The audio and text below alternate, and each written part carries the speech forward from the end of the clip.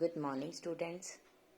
Today I am going to give my revision lecture for plus 2 Arts Political Science, and the name of the chapter is India's External Relation. Here I am going to give some important question regarding CBSE. First of all, the UN is an indispensable organization. Justify the statement with two suitable arguments. और इस question को इस तरह से भी पूछा जा सकता है, India should give up its policy of non alignment and align with the United State. Do you agree? Give any 3 arguments in support of your answer.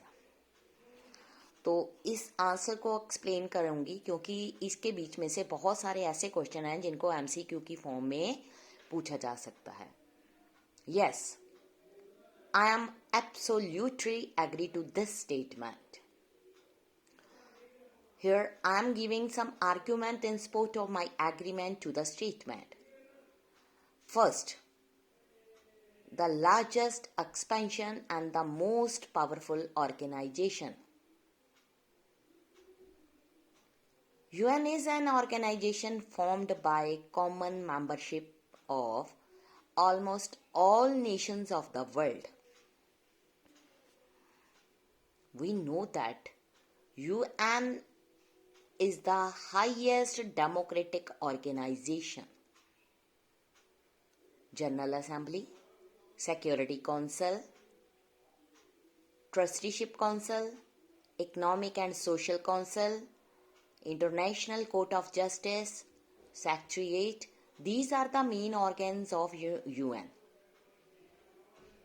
And these organizations are conducted by the representative of all the nations in the world. In 6 organs के अलावा UN जो है उसके पास number of subsidiary agencies होती हैं.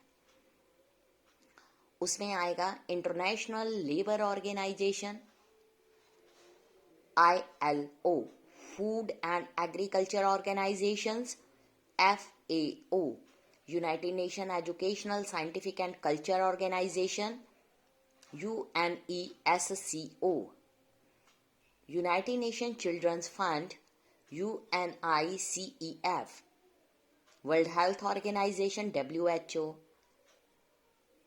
International Civil Aviation Organization, ICAO, जो International Bank of Reconstruction and Development, World Bank जिसको बोलते हैं, इंटरनेशनल मॉनेटरी फंड, IMF,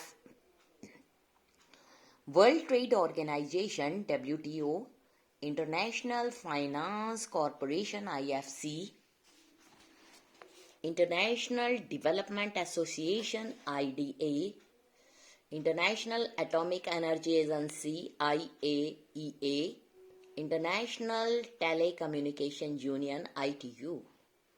उसके अलावा organization holding power beyond a single nation in the world, जो United Nation की अचीवमेंट है in the form of setting up of Jewish state of Israel 1948, establishment of Republic of United state of Indonesia 1949,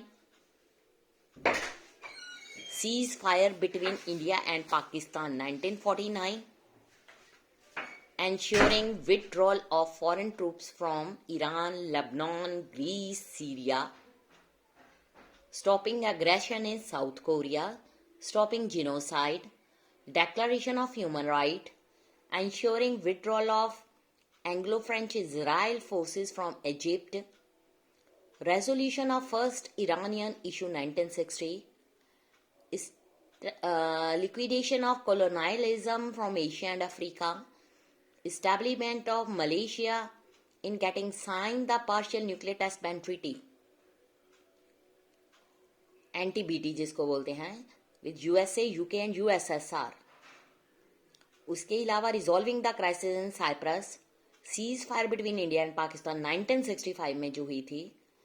उसके बाद imposition of economic sanctions, diplomatic boycott of South Africa to end apartheid policy discrimination between black and white, and that discrimination was ended by the Nelson Mandela intervention in USA Iraq war. ये some examples हैं जो हमें UNO की strength के बारे में बताते हैं. कोई भी दूसरा नेशन नहीं है, बट ओनली जो इंटरनेशनल ऑर्गेनाइजेशन है जिसको यूएनए कहा जाता है, can only find solution for such controversies, disputes, जो that may emerge time to time between each two countries of the world. क्या जो इंडिया की फॉरेन पॉलिसी है reflect her desire to be an important regional power? Argue your case with the Bangladesh War of 1971 as an example. जो India की foreign policy थी, man and Panchsheel doctrine के अंदर बनाई गई थी, does not reflect her desire to be an important regional power. ये misunderstanding थी उसकी neighbouring countries like Bangladesh, Pakistan. India ने वेलकम किया internal and external sovereignty of all the countries. India ने एफर्ट्स नहीं किए to compel for granting its existence. Bangladesh के साथ जो वॉर थी 1971 में, वो स्टार्ट की गई पाकिस्तान के द्वारा, नॉट बाय इंडिया. इस वार में 1971 में जो पाकिस्तान आर्मी थी, उन्होंने कर लिया Sheikh Mujib, unleashed a reason of terror on the people of East Pakistan. इस रिस्पॉन्स में जो पीपल थे उन्होंने स्ट्रगल को स्टार्ट कर दिया बांग्लादेश में, क्योंकि वो पाकिस्तान से सेपरेट होना चाहते थे. थ्रू आउट 1971 इंडिया को बर्डन बेयर करना पड़ा अबाउट 80 लाख रेफ्यूजी जो कि ईस्ट पाकिस्तान से फ्लड होके इंडिया में आए थे, और उन्होंने शेल्टर लिया था neighbouring state of India. India ने एक्सटेंड कर दिया moral and material support to freedom struggle in Bangladesh. Pakistan जो था उसने ये एक्यूज किया इंडिया को of conspiracy to break it up. इसलिए यह इनकरेक्ट था, रॉन्ग एलिगेशंस लगाए गए, क्योंकि इंडिया जो था एक पीस लविंग कंट्री था. इंडिया ने अपनी तरफ से हर तरह से ट्राई किया बेस्ट टू कन्विंस पाकिस्तान कि वह उसका एनिमी नहीं है, और ये भी कहा कि जो एब्सटेन है from inflicting atrocity on people of East Pakistan, उनको खत्म किया जाए. पाकिस्तान जो है waged a full scale war against India. Pakistani aircraft जो है उन्होंने अटैक किया पंजाब एंड राजस्थान, और जो उसकी आर्मी थी मूव कर गई जम्मू एंड कश्मीर फ्रंट पर.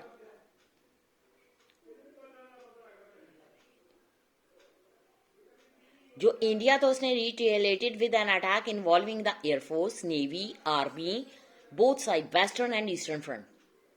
Welcome supported by local population. Indian army ने जल्दी से जल्दी प्रोग्रेस शुरू कर दी ईस्ट पाकिस्तान में. 10 डेज के अंदर इंडियन आर्मी ने ढाका को सराउंड कर लिया 3 साइड की तरफ से.